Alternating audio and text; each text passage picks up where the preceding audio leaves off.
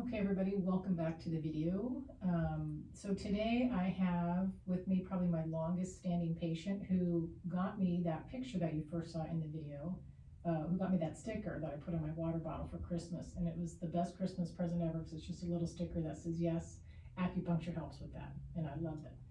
So anyway, I have been in practice for over 20 years and we were sitting here talking, and I think that I've been seeing you for at least 12 or 13 years for a variety of problems. So when you first came to me, it was because you had horrible menstrual cramps, but you were allergic to the NSAIDs and couldn't take those, and so you had to take Vicodin, which would make you sick, and you were looking for an alternative for that. So that was the big issue that we first started with.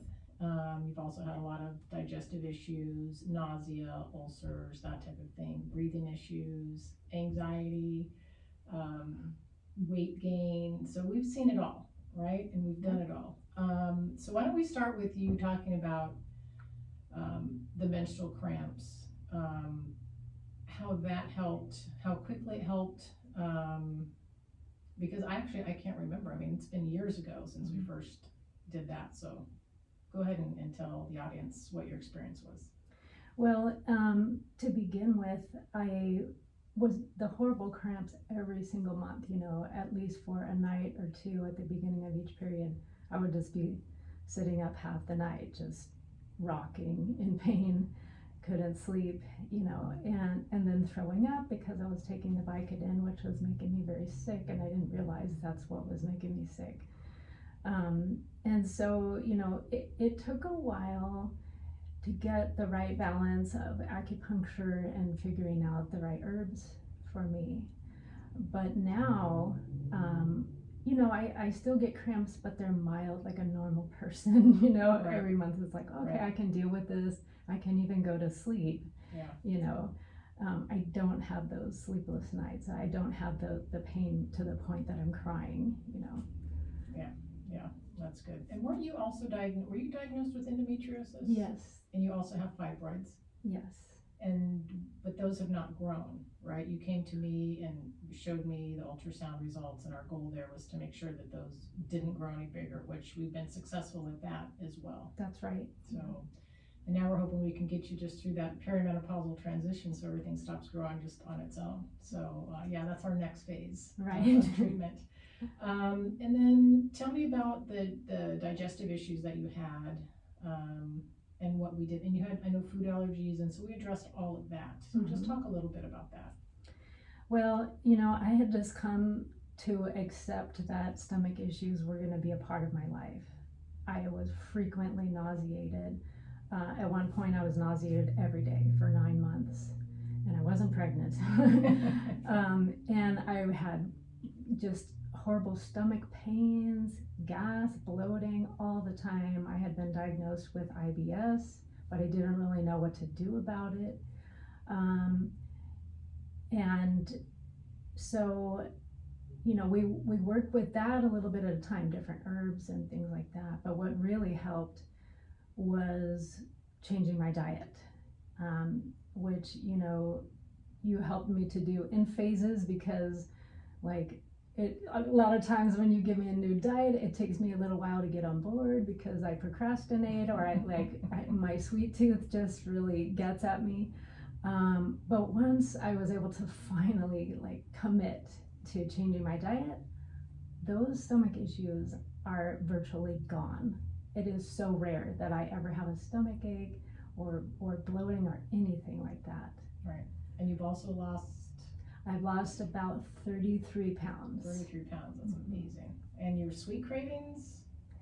My sweet cravings, they're a struggle, but I'll get a craving, and even if I give in, I don't have that helpless feeling like, okay, I just might as well eat crap from now on because I can't do this. I feel like, okay, that I gave in to that, but I can get back on track. And then I do the next day, or maybe even the next meal. Yeah. And that's part of when you actually change your food plan. the brain chemistry changes, and so it doesn't give you that kind of addiction type of sensation of, well, I blew it, so I'm just going to keep blowing it. Mm-hmm. It's like, I had a little indulgence and now I'm good, and I'm going to get back on this, back on the horse and do what I need to do. So that's actually perfect. So that's good to hear. I know you've struggled with some anxiety in the past, breathlessness, and we still have yet to figure out if the two are connected. I think they are a little bit, but definitely some breathing issues. You want to talk a little bit about that? Yeah, I mean, the breathing issues have plagued me for about 15 years, and none of my doctors seem to be able to pinpoint exactly what it is. So, but I know that in the last year, maybe 2 years, they've gotten a lot better. And I feel like I've been on kind of the right combination of herbs, and, stress management with different exercise programs that you've recommended to me, and meditation, using like meditation apps and exercise, videos and things like that. Yeah. So that has helped a lot, and I feel more hopeful, that maybe the breathing thing isn't going to be a part of my life, just like I thought the stomach issues were going to just be a part of my life. Right. Well, good. So yeah, I mean, so I can't say enough about this gal. I mean, she just kind of keeps at her health and feeling better, and she's seen her ups and downs, but now it's mostly ups all the time. Like she said, when she finally committed and realized, hey, if I take care of myself, at least from a food standpoint, everything else tends to fall in line a little bit better. And she's always, whenever she has an issue, hey, Jeanette, can acupuncture help with this? Hey, Jeanette, can acupuncture help with this? And it's, we've developed a great rapport over the years. So I appreciate you. And all that you bring to me every time with your smile, every time you come in. Is there anything else that you'd like to say? Anything else that jumps into your head that we haven't talked about? Well, I just wanted to say another thing about the weight loss and the diet thing. That I so appreciate that you held me accountable, and that you continue to hold me accountable. I've had in the past, nutritionists or doctors that say, well, you need to lose weight, so just cut this out, or, eat more of this or whatever. But when I would come in, you would, ask me about what I'm eating. Are you sticking to your diet? Are you cheating? What did you eat? What are you having for dinner?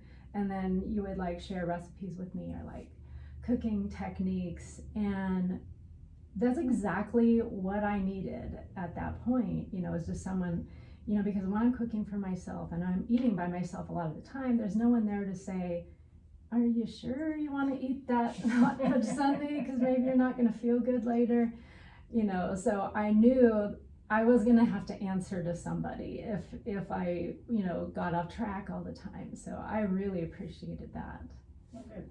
Well, thanks. Yeah, and with my nutrition programs, as I always give people access to me 24/7 via text or emails, because you always do have questions. There's always questions coming up, and you do need to be able to reach out. If you're cooking dinner, hey, what about this, and can I do that, and that type of thing. So yeah. I think in order to really have a good program and really help people, you need to be available. And so I'm glad that you've taken advantage of that, and I'm glad I can be your drill master and keep you in line. And I appreciate that. Right. And I do have a lot of questions, so I appreciate that you're always answering my questions. Yeah. The best thing about you is now you're on that path where, the last 10 or 15 years, or actually before that, before you started to come to me, were not fun from a health perspective for you. Mm-hmm.